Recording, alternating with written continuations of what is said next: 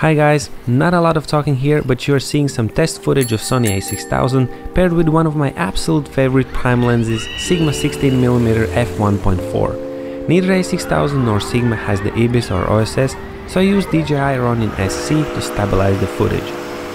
I'm not showing you the most perfect shots, quite the opposite. I try to film very challenging ones with lots of movement, which makes the autofocus work very hard.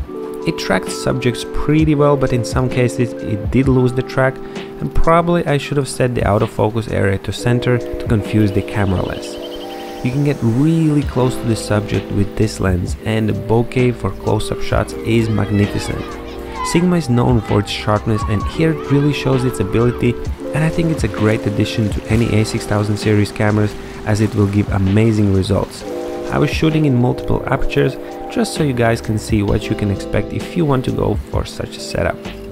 I hope you like the Copenhagen city vibes. Drop a comment below with any questions you might have, and tune in on Sunday in 2 weeks for another video test Sunday with Sony a6000 but a different lens. See you there then. Ata!